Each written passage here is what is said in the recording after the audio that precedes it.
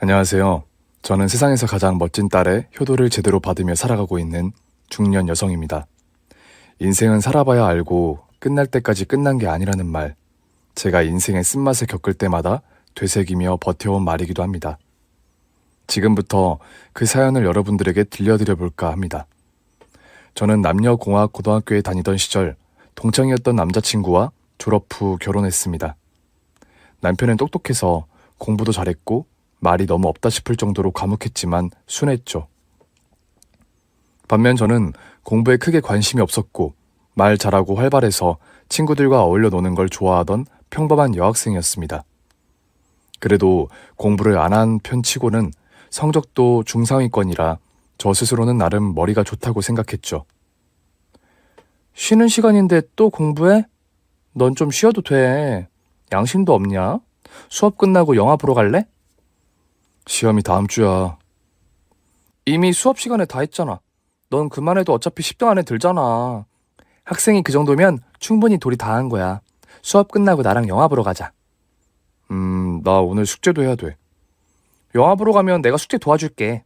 제발 좀 놀러 가자. 고등학교 때 저와 짝꿍이기도 했던 남편은 조용한 성격에 소심하다 보니 친구도 많이 없었죠. 그리고 공부를 좋아해서 그런 건지 다른 건 관심사가 없었습니다. 저는 그런 소심한 남편을 양지로 이끌어주던 성격이었죠. 그때는 반대되는 성격이 더 잘 맞는다 생각했습니다. 야, 영화 보길 잘했지? 그치? 진짜 재밌네. 톰 크루즈 너무 잘생기지 않았어? 대박이다 진짜. 재밌네. 와, 오토바이 잘 타는 남자가 비행기도 잘 타고 너무 멋있어, 톰 크루즈. 내일부터 당장 내 코팅 책받침으로 바꿔야지. 수업 시간에 톰 오빠 얼굴 내내 볼 거야. 야, 근데 영화 재미없었어? 재밌었다니까. 재밌었다는 사람 반응 많냐? 단답형으로밖에 말을 못해? 으이구. 다음날 교실 창가 끝자리. 고등학교 시절 저와 남편이 짝꿍으로 함께 쓰던 자리였습니다. 그러나 그는 없고 그의 가방만 놓여 있었습니다. 그리고 그 옆 제 책상 위에는 책받침이 있었죠. 톰 크루즈 오빠의 그림 같은 사진이 코팅되어 있었습니다. 당시는 그게 프로포즈 반지보다 더 기분 좋은 일이었죠. 수업 시간을 알리는 종이 울리는 동시에 남편도 제 옆에 자리로 돌아왔습니다. 조용히 책을 꺼내고 수업 준비를 하더군요. 제가 계속 웃으면서 쳐다봐도 책상 위에 책만 뚫어져라 쳐다보고 있었습니다. 너 지금 뭐 하자는 거냐? 어제 탑건 보고 톰 크루즈 오빠한테 반한 나에게 톰 크루즈 얼굴이 코팅된 책받침을 오다 주었다는 식으로 스며시 선물하는 거야 뭐야? 조용히 해. 수업 시작했잖아. 아, 예, 감사합니다. 너무 좋다. 그는 부끄러워하면서도 저를 챙겨주었고 그런 점만 눈에 들어왔는지 그때는 그런 친데레 같은 면이 좋았습니다. 그리고 고등학교 3학년 내내 사이좋게 지내면서 함께 졸업을 했죠. 졸업 후 그는 명문대학에 입학했고 저는 넉넉하지 못한 집안의 사정으로 직장 생활을 시작했습니다. 대학생과 사회인으로 성인 커플이 된 우리는 연애를 이어나갔습니다. 야, 대학교 장학생으로 졸업해서 대기업 취업한 후 나 잘 먹여 살려야 해. 약속해줘. 넌 데이트할 때 떡볶이 사주면서 꼭 그 소리 하더라. 야, 내가 너한테 떡볶이로 먹여 살린 돈이 얼만 줄 알아? 은혜 갚을 생각을 하란 말이야. 대학생 만나서 연애하려니까 내가 얼마나 돈이 들어가는 줄 알아? 결혼해서 먹여 살릴게. 뭘 또 그렇게까지? 으이구, 농담을 못하겠네. 연애를 하던 중 아이가 생겼고 20대 초반의 나이에 그의 말대로 우리는 결혼하게 되었습니다. 그때도 그는 대학생이었고 저는 직장인이었죠. 연애를 하던 중 아이가 생겨서 걱정이 되었지만 자연스럽게 결혼 준비로 이어갔습니다. 만일 아이가 생기지 않았어도 그와 결혼을 생각하리라 생각하며 연애해왔기 때문에 혼전 아이가 우리에게 큰 문제는 아니었습니다. 친정에서도 차라리 일찍 아이 낳아 키우는 것도 괜찮다며 승낙해 주셨고 시댁에서도 돈을 벌고 있는 제가 살림의 보탬이 된다고 생각하셨는지 큰 반대는 없으셨습니다. 너는 고등학교 때부터 꽤 봐서 그런지 며느리로 들였다는 생각이 안 드네. 그나저나 내 아들이 아직 대학생이라 걱정이구나. 저도 오래 배워서 좋아요, 어머니. 그리고 남편이 장학생으로 졸업한다고 했으니까 걱정 없어요. 게다가 제 월급도 올랐고요. 어머니 모시고 잘 살게요. 너는 어릴 때도 그렇게 밝고 명랑하더니 변함없구나. 임신한 몸에 직장까지 다니기 쉽진 않을 텐데 너 힘들까봐 그러지. 결혼 초까지는 시어머니도 저희를 꽤 걱정해 주셨습니다. 남편은 졸업 전이라 대학을 계속 다니며 아르바이트를 간간히 했고, 저도 어린 나이에 혼자 임신은 했지만 결혼해서도 직장 다니며 살림에 보탬이 되려 애썼죠. 제가 출산할 때 시모는 돈도 빌려주셨습니다. 아들이 취업하면 나중에 천천히 갚으라면서 출산 준비에 쓰라고 하셨죠. 하지만 시댁에 얹어 살면서 아이까지 낳자 시어머니와의 관계가 점점 더 불편해지기 시작했습니다. 제가 출산한 이후 다음 해 남편의 남동생인 시동생네도 바로 결혼하게 되었습니다. 시어머니나 신경 쓸 일이 더 많아지셨습니다. 저 또한 시동생, 동서까지 챙겨야 한다는 생각에 마음이 분주했고 육아로도 더 정신없었습니다. 가족이 늘어나면 상황은 늘 바뀌기 마련이었으니까요. 큰 놈은 장가도 보내기 전에 임신부터 해서 아이 낳고 결혼시켜 놓으니까 이번에는 작은 놈까지 연달아 장가를 간다 하고 아주 내가 정신이 없다. 요즘 돈 들어갈 일도 너무 많고. 왜인지 모르게 눈치가 보이기 시작했습니다. 남편과 제가 시댁에서 아이까지 함께 살고 있다 보니 더 그랬는지도 모르겠습니다. 어머니, 이제 저희 걱정은 마시고 서방님이랑 동서 챙겨주세요. 저희도 부지런히 벌어서 용돈도 많이 보태드리고 빌려주신 돈도 갚을게요. 그래, 그래야지. 너가 벌어오는 걸로는 터무니없게 부족하구나. 아들도 돈을 벌어와야 할 텐데 맞벌이 하면 그래도 금방 모으고 그런다더라. 내 집에서 애까지 낳고 사는데 안 그러니? 맞아요, 어머니. 그래야죠. 하지만 저는 얼마 후 시어머니의 걱정에도 불구하고 복직해서 다니던 직장을 그만두게 되었습니다. 육아에 전념해도 시간이 부족했기 때문에 어쩔 수 없었습니다. 저 대신 남편이 남은 학기를 휴학하고 돈을 벌게 되었습니다. 넉넉한 형편은 아니었지만 그래도 우리는 차근차근 부모 역할을 해내고 있었습니다. 그러자 그때부터 시작이었는지 시어머니의 온갖 짜증과 구박은 우리를 괴롭히기 시작했습니다. 당시 저와 남편, 좋지 못한 형편에 아이까지 있다 보니 시댁에서 신세를 지고 사는 입장이라 더 이상 시모에게 뭐라 드릴 말씀이 없었죠. 매일 전쟁 같은 일상이 지나가고 있었습니다. 그러던 중 시동네도 뱃속에 아이가 생겼죠. 그렇게 갑자기 대가족이 되어가고 있었고 시모는 점점 더 저희 부부에게만 막대하는 날이 들어갔습니다. 아니, 둘이 벌어도 시원치 않은데 하나가 일하면 하나는 쉬고 니들은 제정신이냐. 그래서 니들 딸년 학교는 보내겠어? 이달부터 생활비도 부족하다니까. 반찬 없이 밥만 먹던가. 죄송해요, 어머니. 시어머니는 퇴근한 남편에게도 한바탕 잔소리로 난리를 치시더니 저희 아이를 돌봐준다며 저더러 다시 나가서 돈 벌어오라는 결론을 내셨습니다. 시모가 아이를 봐주신다고 하니 저도 그러겠다고 했지만 아이 때문에 긴 시간을 일할 수는 없어 동네 식당에서 시간제 아르바이트부터 시작했습니다. 그렇게 몇 개월 몸은 힘들었지만 맞벌이하면서 시모에게 용돈도 더 드릴 수 있어 한결 마음이 편안해졌죠. 지쳐서 일을 마치고 돌아온 집에는 시어머니와 동서가 함께 있었습니다. 다녀오셨어요, 형님? 젊을 때 아이를 낳으면 더 똑똑하대요. 우리 아이들 전부 천재 되는 거 아니에요? 응? 그런가? 동서도 이제 출산이 얼마 안 남았네. 네, 몸이 너무 무거워졌어요. 그래도 아까 친정에서 과일이랑 이것저것 보내주셨길래 어머님이랑 형님네 같이 나눠 드시라고 가져왔어요. 어디서 본 적 없는 과일 바구니마다 국내에서는 잘 팔지도 않던 과일들이 수북했습니다. 알아보는데 한참 걸렸죠. 부잣집 딸은 저런 거 먹고 사나 보다 싶을 정도였죠.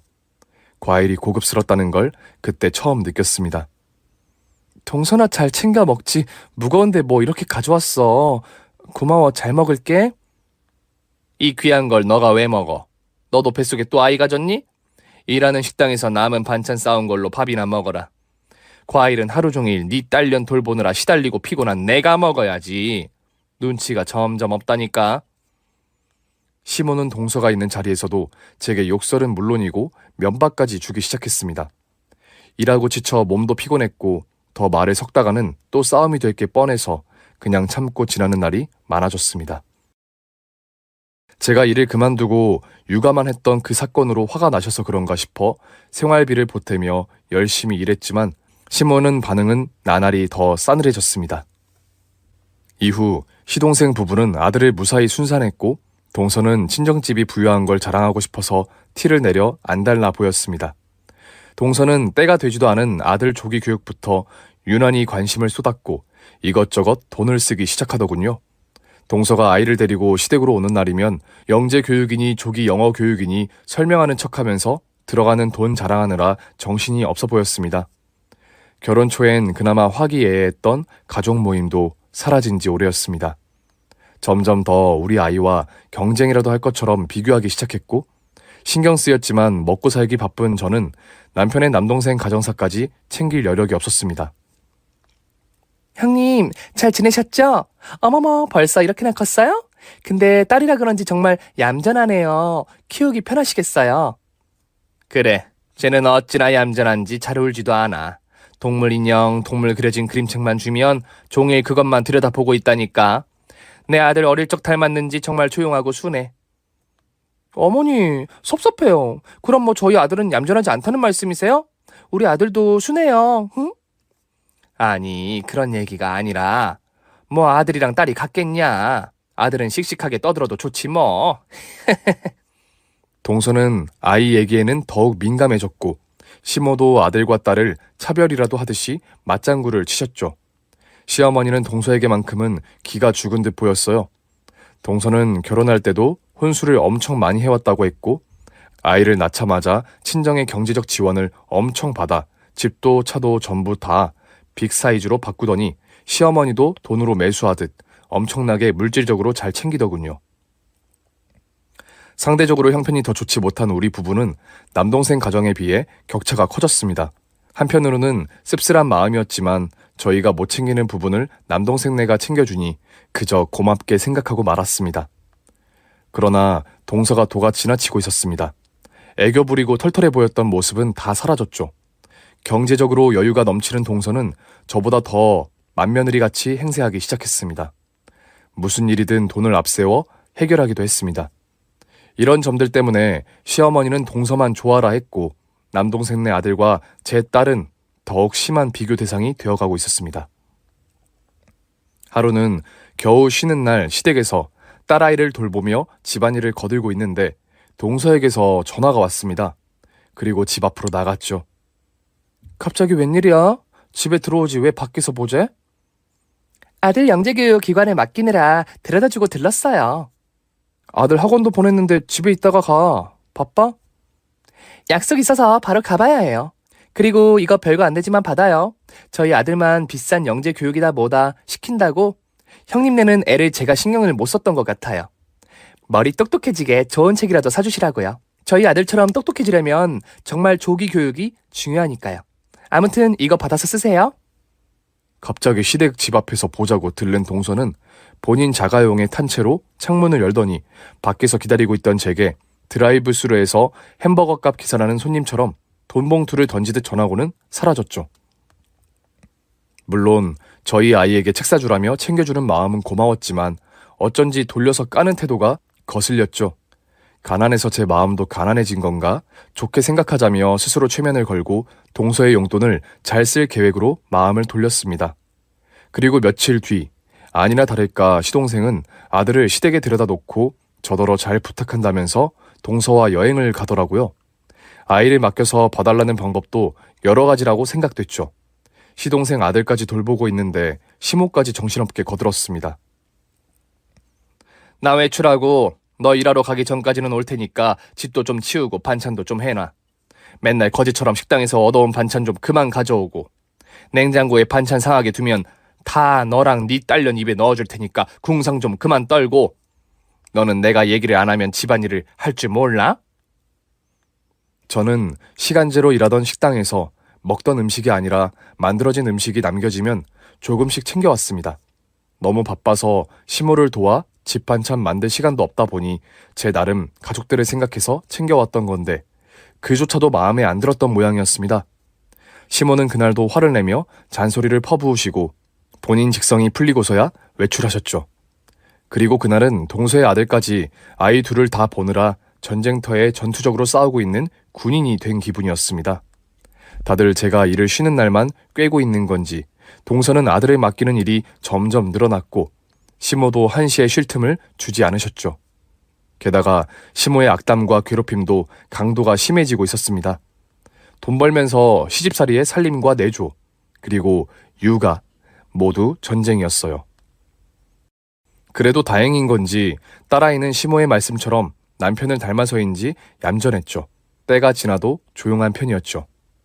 그날도 평소처럼 아이를 재우고 TV에서 영유아 육아 상식을 공부하듯이 시청하게 되었습니다. 이른 나이에 아이도 낳고 결혼도 하다 보니 육아 방법도 주변 지인들에게 귀동냥하듯 배워가며 했었죠. 습관처럼 세탁물을 정리하면서 프로그램을 보고 있던 바로 그때 TV 프로그램을 통해 문득 저는 제 딸이 보통의 아이들과 다를 수도, 특별할 수도 있겠구나 생각하게 되었습니다. 갑자기 급한 마음에 프로그램을 시청하다 말고 남편에게 전화를 걸었습니다. 여보, 오늘 아이 데리고 당장 병원에 가야 할 것 같아. 아무래도 뭔가 이상한 것 같아. 무슨 말이야? 어디 아파서 병원 간다는 말이야? 응, 일단 가봐야 알 것 같은데 어디 병원 가야 할지 모르겠네? 딸아이를 데리고 병원 가려고 옷을 챙겨 입혔습니다. 그런데 어리숙한 어린 엄마였던 저는 가야 할 정해둔 병원도 없었습니다. 암담한 심정이었습니다. 여기저기 물어보기도 마음이 불편해졌죠. 결국 동서에게 연락을 해서 도움을 청했더니 병원을 알려주더군요. 딸아이를 데리고 가서 의사를 만났습니다. 자폐 스펙트럼 장애를 진단하기 위해서는 부모님에게 아이의 발달력을 청취하고 임상소견을 관찰하는 것이 가장 중요합니다. 다양한 원인 요소에 의해 자폐가 표현될 수 있기 때문에 원인 질환이나 동반되는 질환에 대한 의학적 검사, 염색체 검사, 대사 검사, 뇌파 검사, 뇌 MRI 등 병행되어야 합니다. 무슨 말씀하시는 건지 도저히 못 알아듣겠어요. 제 딸이 혹시 자폐라는 건가요? 지금 상태로 보아서는 거의 그렇다고 의심되는 상황입니다. 딸은 생후 8개월, 낯을 가리지 않았습니다. 모르는 사람이 안아주어도 울지 않았죠. 그렇다고 좋아하지도 않았습니다. 사람들의 존재를 무시하는 것처럼 보이기까지 했죠. 때로는 아이를 안아주어도 팔을 벌려 저를 끌어안지 않았습니다. 그저 인형처럼 안겨 있었죠. 하지만 남편이나 서방님도 내성적이고 조용한 성격이라 닮아서 그러겠지 생각하고 심각하게 여기지 않았습니다. 딸은 생후 18개월쯤 조금씩 말을 한다는 아이들과는 달리 조용했습니다. 3살이 다 되어가는 제 딸을 우리 부부는 다음 달부터 어린이집에 보내려고 했습니다. 아이의 교육도 시작할 겸 형편상 아이를 맡기고 나서 그 시간에 더 많이 일을 시작해 돈을 벌려고 했습니다. 젊은 엄마였으니까요. 청천벽력 같은 일이었습니다. 특별한 아이가 되어버린 제 딸을 어떻게 키워야 할지 마치 새벽 3시에 꺼내줄 사람 없는 어둡고 좁고 답답한 동굴 속에 혼자 갇힌 기분이었습니다. 어떤 일이 있어도 무슨 일이 생겨도 늘 밝고 긍정적이었던 저였지만 나락으로 떨어지는 순간이었습니다. 모든 게 제 잘못인 것만 같았습니다. 제가 빨리 알아차리지 못한 것도 후회스럽고 딸아이에게 미안해서 계속 울기만 했습니다. 그리고 남편과 저는 딸의 특별함을 받아들이는데 꽤 시간이 필요했습니다. 남편도 저도 더 열심히 일만 했고 귀가가 늦어졌으며 아이를 위한 특수한 교육은 오로지 저 혼자의 몫이었습니다. 우리 부부는 점점 대화도 사라졌죠. 같이 살고 있던 이유는 아이 육아에 대한 책임을 다하려고 돈을 벌기 위함이 전부였던 것 같습니다. 동서에게 병원을 부탁했었기 때문에 시댁에서도 딸아이가 자폐아라는 진단 결과까지 순식간에 알게 되었습니다. 그런 병명에 무지했던 시모는 서방님네와 아들과 점점 더 비교하면서 제 딸도 우리 가정 형편도 대놓고 무시하기 시작했습니다. 게다가 더 얄미운 행동만 골라서 하는 동서가 시모 곁에서 부추기기 일쑤였죠. 모든 걸 돈이면 다 해결하면 된다고 생각하는 사람 같았습니다. 시어머니는 동서 덕분에 꼬박꼬박 넉넉한 용돈을 받으며 쇼핑도 하고 저희와는 다른 세상을 오가며 즐기셨습니다. 그리고 급기야 시모는 점차 동서의 눈치까지 살피는 상태가 되었죠. 그렇게 시어머니와 동서는 궁합이 척척 잘 맞아 가더군요. 반면 저는 시어머니와 갈등이 점점 심해졌습니다. 그렇게 갈수록 갈등이 생겨도 저는 당시 시모의 파렴치한 구박을 참아야만 했습니다. 그나마 시댁에 얹혀서 살고 있었고 시모가 짬짬이 딸아이를 봐주셨기 때문이었죠. 정상도 아닌 네 딸년 다 늙어가는 시모에게 맡겨서 마음이 편하냐? 요즘 내 건강은 신경 쓰긴 하는 거야? 보약이라도 해다 주던지. 악담의 잔소리에 어쨌든 같이 살면서 5만 가지 꼴이란 꼴은 다 봤습니다. 물론 아이를 돌보는 일이 세상에서 가장 힘든 일 중에 하나라는 건 알죠.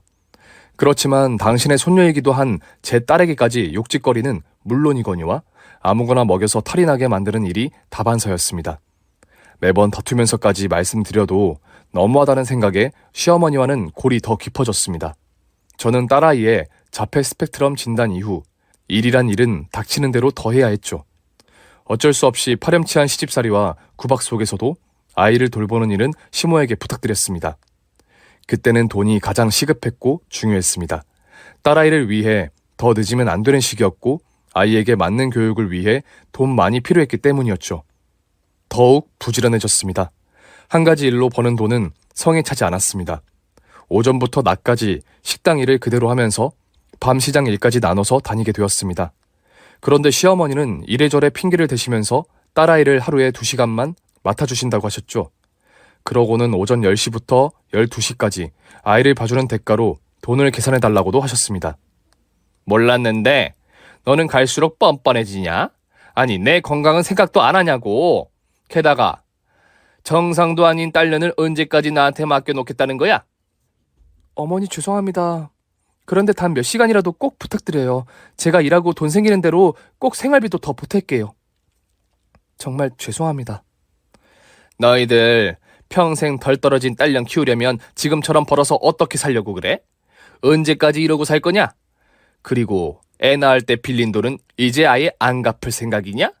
니들한테 내가 용돈도 안 바란다. 그 돈이라도 갚고 나가 살아. 동서만큼이나마 할 말 다 했던 저였지만 상황이 바뀌면서 차츰 시모에게는 말을 아끼게 되었습니다. 말씀드려도 이해해 주실 생각도 없고 보기만 해도 짜증과 화부터 내셔서 입도 뻥끗할 수 없었습니다. 그리고 제 딸이 시모에게는 짐덩어리로 치부되었기 때문에 긴 얘기를 나누고 싶지도 않았습니다. 니들 둘 다 잘 생각해. 쟤를 평생 어떻게 키워? 정상도 아닌 애를 모르고 낳더니 여태 덜 떨어진 것도 모르고 세상에. 그러고도 네가 애미 자격이 있냐? 혼전에 애를 가져서 그런 건지 저렇게 낳은 건지 어디 가서 얘기하기도 창피하다니까. 때 되면 늘 하시는 시모의 악담에 점점 더 무슨 말을 하겠나 싶어 어떤 욕설을 퍼부어도 그저 딸아이만 생각했습니다. 잘 키워보겠다고 말이죠. 꼭 돈을 모아서 제대로 교육시켜보겠다고 말입니다. 시모가 괴롭힐수록 저는 더 단단한 마음이 되었습니다. 사랑스러운 제 딸아이는 동물 그림이나 동물 인형에 강박 있는 것 말고는 조용하고 얌전한 아이였기에 이웃에게 사정하고 맡기는 날도 있었습니다. 오히려 시어머니에게 맡기는 일보다 편했습니다. 남의 도움이 가족보다 더 많았습니다. 식당 허드렛 일이 끝나면 집에 들러 저녁까지 아이를 돌보다가 퇴근한 남편에게 아이를 맡긴 후 밤 시장에 나가 일했습니다. 매일 몇 주, 몇 달 어떻게 흘러가는지 모를 정도였죠. 아이의 치료에 도움이 되는 치료 놀이도 꾸준히 하기 시작했습니다. 저는 하루에 3-4시간을 자고 생활에도 아이를 위해서라면 버틸만 했습니다. 어느 날 딸과 치료 놀이를 다녀왔는데 그날도 동서가 친정에서 갖다 줬다는 김치를 종류별로 챙겨서 와 있더군요. 시어머니는 저와 딸이 들어오자 마치 보란듯이 동서의 아이를 더 예뻐하며 안아주셨습니다. 아이고 예뻐라. 어쩜 말도 잘하고 똑똑하고 잘생겼죠요. 우리 아들. 엄마 닮아서 똑똑한가? 다녀왔습니다. 동서도 와 있었네. 형님, 김치 걱정 없으셔도 돼요. 종류별로 다 가져다 놨어요. 그리고 어머니한테 들었는데 그 식당에서 가져오는 반찬 가족들 먹어도 되는 거 맞아요? 일하는 식당에서 굳이 그렇게까지 동냥하실 거 없고 제가 가져다 놓은 김치랑 밑반찬 드세요. 쟤 큰애가 뭐 그런 걸 생각이나 하는 줄 알아?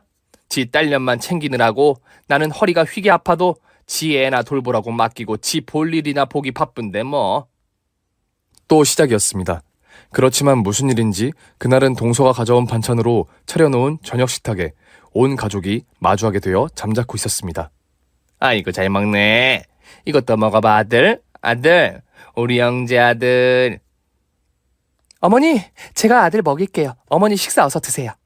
아니야 내가 먹일 거야. 너 나와서 밥 좀 먹으렴. 그나저나 형님, 딸아이 때문에 걱정이 많으시겠어요. 장애아 키우는 부부들은 사이도 좋게 힘들다던데 어떡해요? 놀이치료 그게 효과가 있대요? 정상으로 돌아오긴 한데요? 장애아로 태어났는데 그깟 치료 받는다고 정상이 되겠어? 도무지 얘들은 내가 이해가 안 간다니까. 딸년 어릴 때 어디라도 보내서 지들 인생이라도 살 생각을 하던지 하지 눈치를 줘도 몰라. 어머니, 애 들어요. 말씀이 너무 지나치세요. 그만하세요. 시어머니는 눈을 흘기시더니 너희나 좀 그만하라면서 피곤해 죽겠다고 동서에게 하소연하기 시작했습니다. 남편은 시모와 동서가 대놓고 떠들어도 귀가 막힌 건지 안 들리는 척을 하는 건지 밥만 열심히 먹더군요. 남동생도 별말이 없었습니다. 그 순간 얌전하게 앉아있던 제 딸이 동서의 아들 쪽 위치에 놓여진 고기 반찬 쪽으로 몸을 가져가더니 손으로 한 움큼 집어 들었습니다. 그 모습을 본 시모는 버럭 화를 내며 난리를 치기 시작했습니다.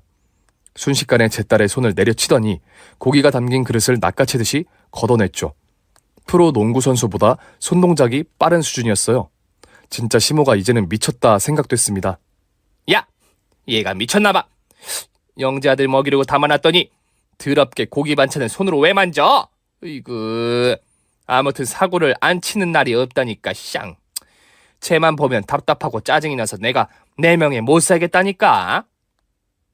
어머니, 고기 제가 많이 가져왔어요. 고기는 새 그릇에 다시 담아드릴게요. 노여움 푸시고 식사하세요. 어머니, 아이가 모르고 그런 건데 그렇게까지 화내실 일이에요? 제 딸은 고기도 못 먹이나요? 뭐?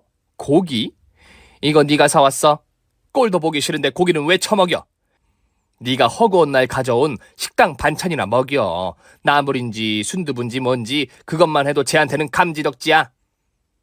말이 끝나기가 무섭게 시모는 냉장고에서 제가 깜빡하고 정리하지 못했던 오래된 식당 반찬들을 꺼내더니 아이 앞에 던져 놓았습니다.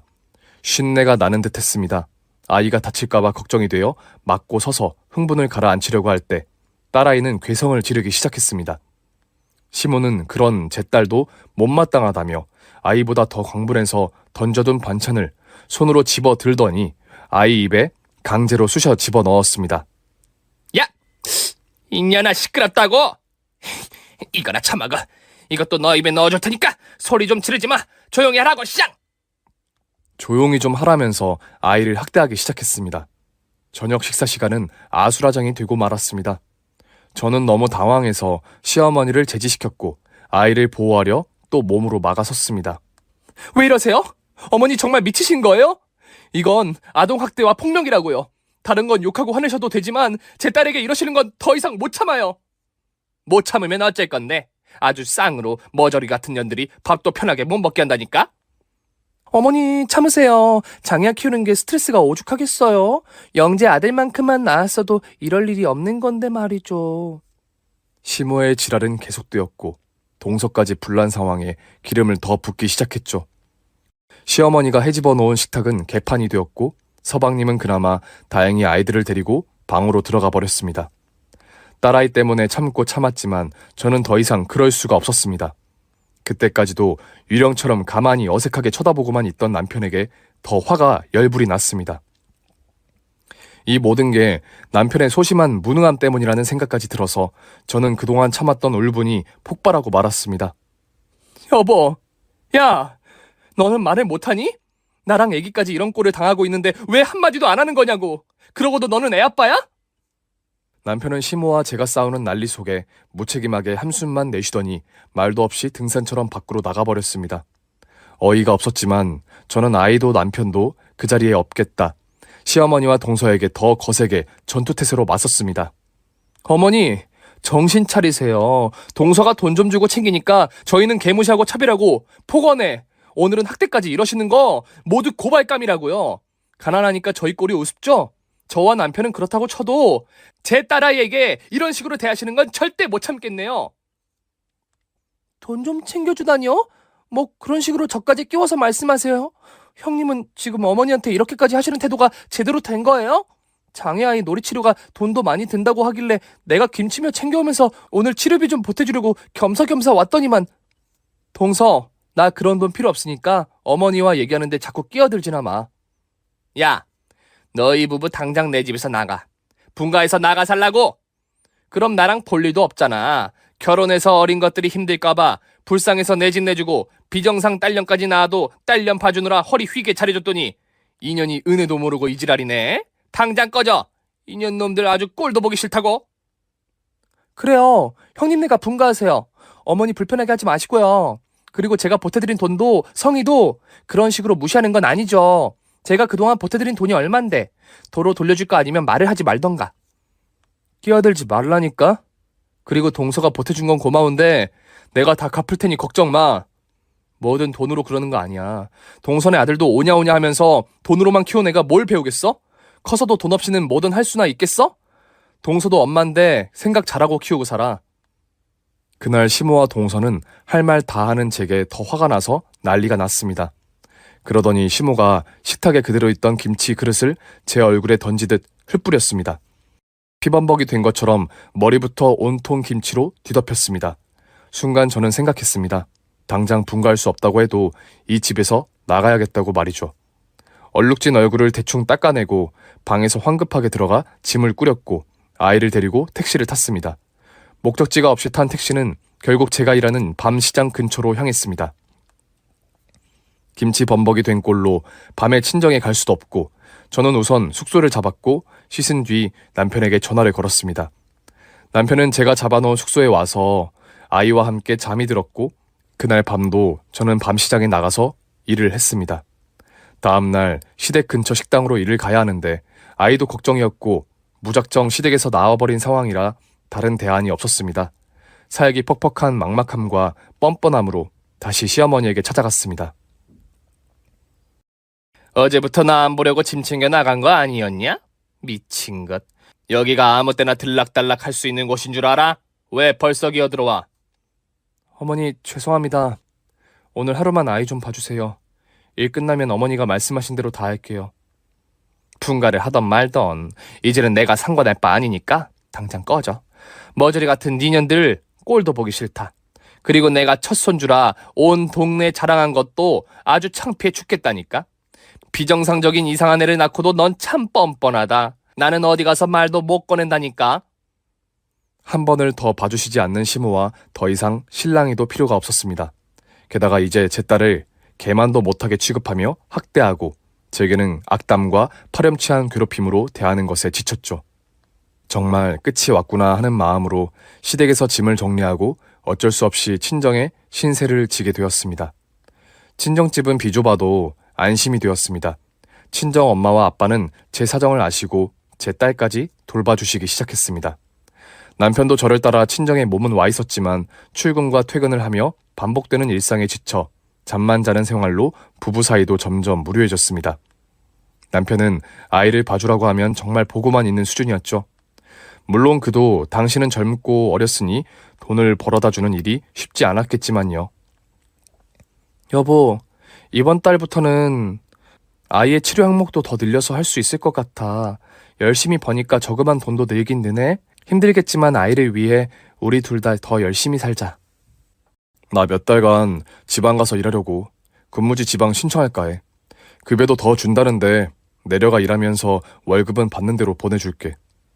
친정에서 생활하는 거 눈치 보여서 그래? 갑자기 결정한 거야? 월급은 얼마나 올려주는데? 거기 어디서 살려고?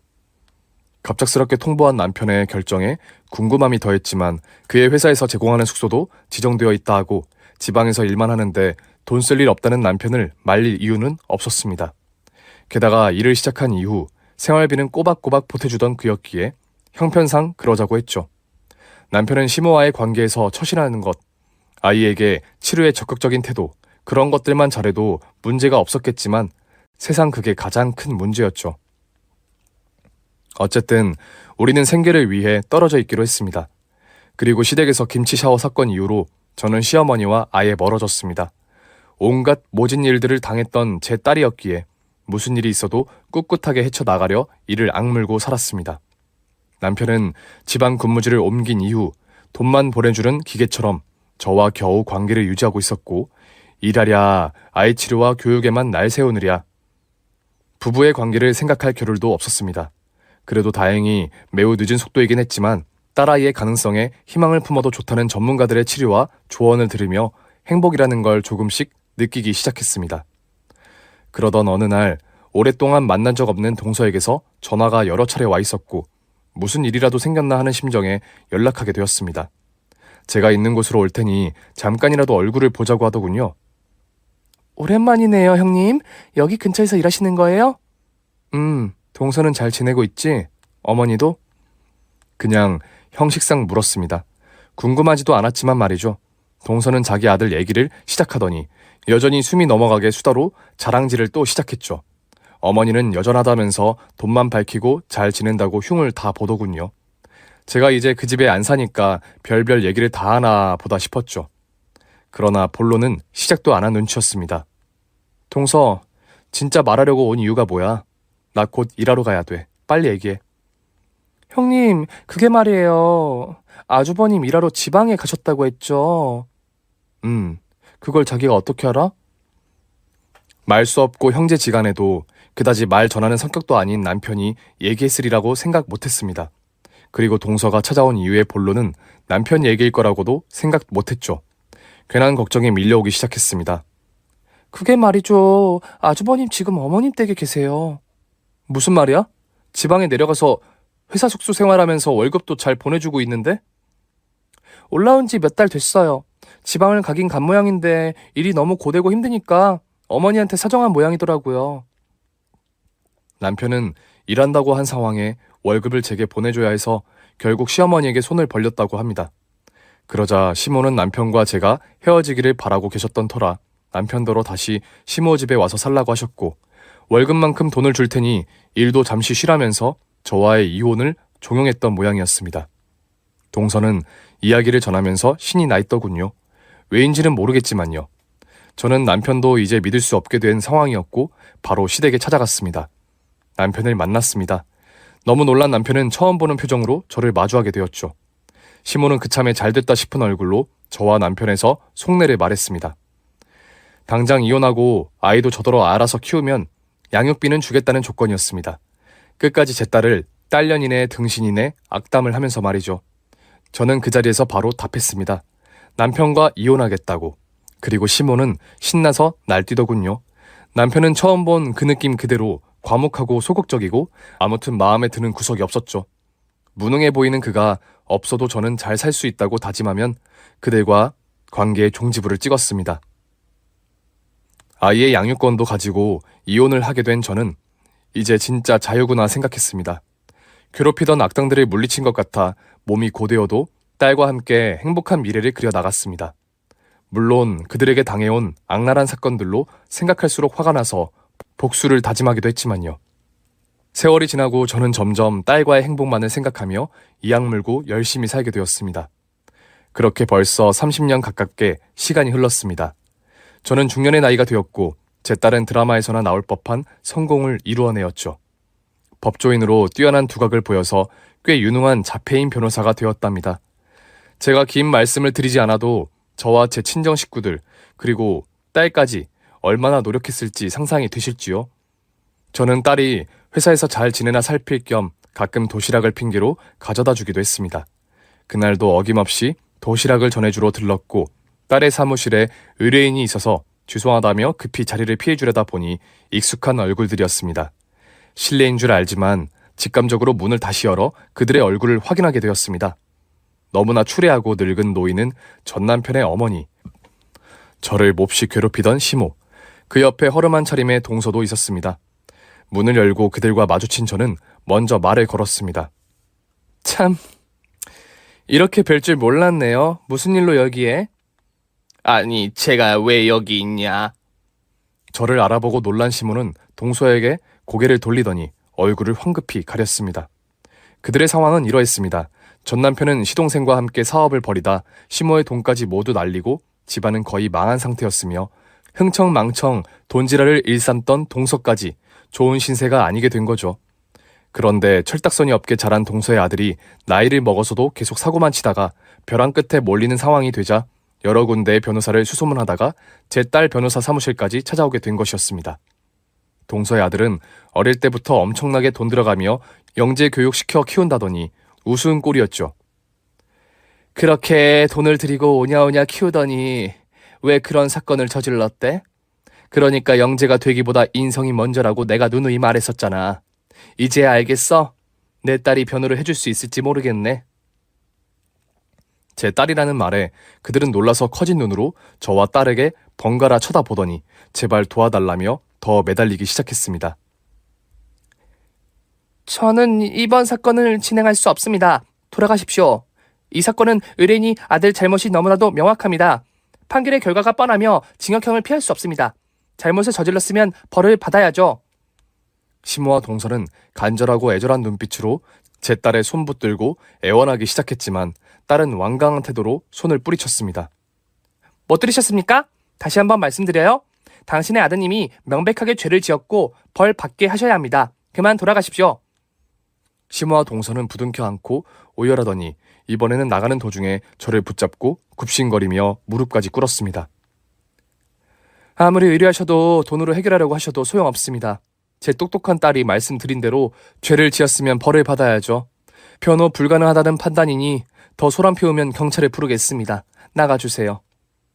겨우 사무실을 떠난 그들은 제 딸이 유능한 변호사가 된 사실과 제가 잘 살고 있다는 것에 충격을 받았는지 의뢰는 안 맡아줘도 되니 만나서 밥이라도 먹자며 딸의 사무실에 전화를 계속했다고 합니다. 딸은 단호하게 거절했지만 딸 소식을 전해들은 애아빠, 전 남편이 직접 찾아오기도 했다더군요. 그러나 전 남편도 딸의 업무는 방해할 수 없었습니다. 딸은 신속하게 조치를 취했고 그는 경찰들 손에 끌려 나가는 최후를 맞이했죠. 딸은 그날 밤 집에 돌아와서 제게 있었던 일을 들려주었고 이런 말을 하더군요. 가장 제대로 하는 복수는 성공이라고. 그런 의미에서 저와 딸은 복수를 제대로 한 것 같았습니다. 희망을 품고 노력했던 제 노고를 알았는지 딸은 복수하는데 제대로 역할을 해주었으니까요. 한 가지에 몰두해서 두각을 나타내며 자폐를 극복하게 된 세상에서 가장 멋진 딸의 효도로 앞으로 행복한 삶을 통해 계속 복수하도록 하겠습니다. 참 우여곡절이 많았습니다. 살아가는 게 쉽진 않겠지만 사연을 들어주신 여러분들도 희망을 품고 전진하시길 바랍니다. 오늘도 행복한 하루 되세요. 감사드립니다.